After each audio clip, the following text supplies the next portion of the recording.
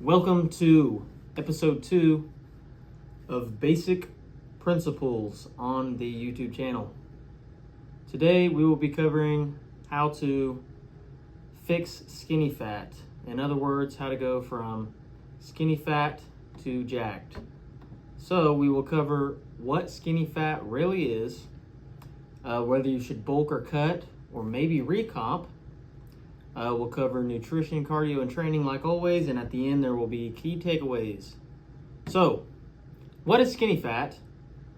Skinny fat is where you have too much fat relative to the amount of muscle you have on your body. Usually, this is somewhere between 15 to 20% body fat. So, if you would assess yourself as skinny fat, you are probably very curious as to whether you should bulk, whether you should cut, or recomp. Recomp is a word that gets thrown around a lot. Oh, shoot. What the freak? Hang on. Technical difficulties. Duh, come on. Anyways, as I was saying, should you bulk or cut, or maybe recomp? If you are skinny fat, what is the second part of that word? Fat. You are above 15% body fat, and generally speaking, that is too high of a body fat percentage to go into a massing phase. So you should cut first and then bulk. And many people will argue, oh, if you're skinny fat, you don't have any muscle, so you'll cut and just be skinny. Okay? If you're skinny fat, if you bulk, you'll just get more fat. So, cut first and then bulk. A good plan would be to cut for 6 to 12 weeks pretty aggressively depending on your body fat percentage. If you're closer to the 15% range, 6 weeks is probably better for you. And if you're closer to the 20% range, 12 weeks might be better for you. As always, when adjusting your diet, consult a physician, because I'm not one of those. I just talk about how to look better and get stronger. So, you're going to cut for 6 weeks, 6 to 12 weeks, and get as much fat off your body as possible. You're going to want to get down to around 1 to 2 pounds per week, but for some people that may be too aggressive, and that can be dangerous. So like I said, consult with your physician. And then you're going to get down to around 10 to 12% body fat. And after that, you will bulk for 12 weeks, shooting for 0.5 to 1 pound per week of gain. And I mentioned recomp. This is basically a recomposition, but a significantly faster way to do it. Because a recomp is where you eat around maintenance calories, sometimes in a slight surplus, sometimes in a slight deficit, and you just train and train and train. You slowly get slightly leaner and gain muscle. But if you cut first and then bulk, you will see results much faster. So, nutrition on the cut. You should, like I said, be aiming for 1 to 2 pounds of fat loss per week, which will look like a 500 to 1,000 calorie deficit.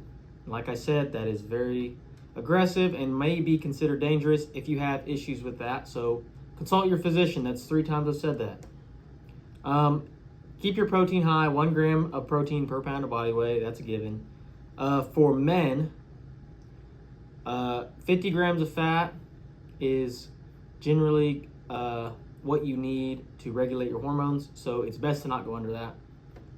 And keeping your protein high and your fat around 50, that means you're not going to have a lot of carbs. So keep your carbs very close to before and after your workout so that you can have a better workout. Because if you eat all your carbs late at night, the next day you're going to get up, you're going to do whatever, you're going to go lift weights at 3 o'clock with no carbs in your system from that day. So keep the carbs close to before and after your workout, and eat whole foods only, but that may not be very sustainable. Well, this diet is not sustainable, but whole foods only may not be super realistic for most people, so stick to mostly whole foods. Now, cardio while you're on this aggressive diet. You're going to do 30 to 60 minutes of cardio per day.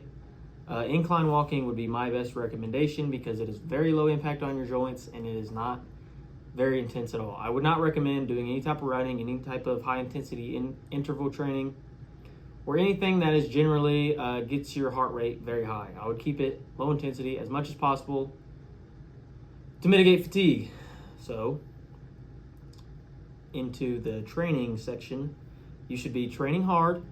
You should train 12 to 15 sets per muscle group per week, maybe a little more, maybe a little less, depending on your recovery capabilities. And take all of your sets close to or to failure. That is a given for training, whether you're bulking, cutting, maintaining. Those are some general principles that I recommend. Training hard, 12 to 15 sets per muscle group per week, and all sets close to or to failure.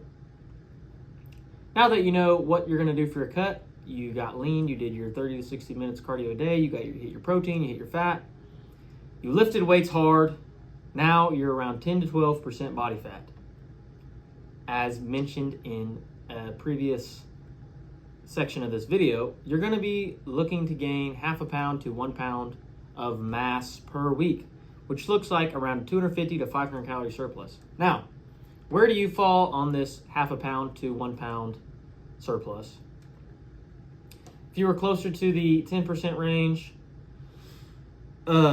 you could benefit a little more from a higher surplus, and if you are closer to 12%, it may be better for you to be in a little bit less of a surplus so that you don't gain as much fat. Same thing with protein. You're gonna shoot for 1 gram of protein per pound of body weight. Up the fat a little bit because higher fat diets tend to translate sometimes to higher testosterone because you need dietary fat in order to regulate your hormones. And this is not necessary, but what I like to do is keep my carbs away from my nighttime meals. I generally don't like to consume carbs 3 or 4 hours before bed because you wake up flatter and with less water. You tend to get a maybe more accurate rate, but that's really accurate weight, but that's generally not necessary. And eat mostly whole foods. If you're in a 500 calorie surplus and you are struggling to hit your surplus, eating only or mostly whole foods, then you can throw in a little bit of junk food to help you hit that surplus. Moving on to cardio for the bulk. You should still be doing cardio on your bulk, contrary to what a lot of people might tell you, because cardio is essential for cardiovascular health and heart health. So I recommend 30 minutes of low intensity cardio, like incline walking, maybe a steady pace on the bike, walking outside. 30 minutes cardio a day is generally a good starting point. Starting point? Not really. That's generally a good range. 30 minutes a day, low intensity cardio while you're bulking to keep your cardiovascular health in check. Now, training on the bulk, same thing as cutting. You might be able to up your volume a little bit because you are in an energy surplus, so your recovery capability is a little bit higher. So you're going to train very hard, very intense, 12 to 15 or more sets per muscle group per week is generally pretty good. As I mentioned before, focus on progressive overload because progressive overload is the benchmark to muscle gain. If you are not getting stronger, you are not gaining muscle. So focus on adding reps, weight, or sets each time you train. And train to failure or very close to failure on every single set. That's my recommendation. Some people may not recommend the same. Find what works for you. You can do drop sets and supersets if you enjoy them. Like I said, you're in energy surplus, so you can recover from a little bit more load. So if you enjoy doing drop sets and supersets, I like doing drop sets. They up the intensity, they give me a better pump, and it's just generally enjoyable. So do those if you enjoy them. Now, you did your little 6-week cut, you did your cardio, you got down to 10 to 12% body fat, did your 12-week bulk, you gained some significant amount of mass, if you did this right, you should be no more than 16 to 18% body fat. But you probably should not be above 18% body fat. You should be closer to 16. Oh, my back is really itchy. I'm sorry. So, now that you cut and then bulk, you may be looking at a higher body fat percentage, but you should no longer be skinny fat. You should now just have a good amount of lean tissue on your frame with a little bit of fat. So, what should you do now? That depends on your personal goals and also on your current body fat percentage after the bulk. So if you are above 16%, anywhere from, I would recommend 13 to 16% at the end of your bulk, then I would recommend going on a cut until you're around 10%. Let's say you were at 12% at the beginning of the bulk, you bulked to 16 or 15, and then you cut down to 10%, you come out of the whole situation leaner and more muscular than you were at the beginning of your skinny fat journey.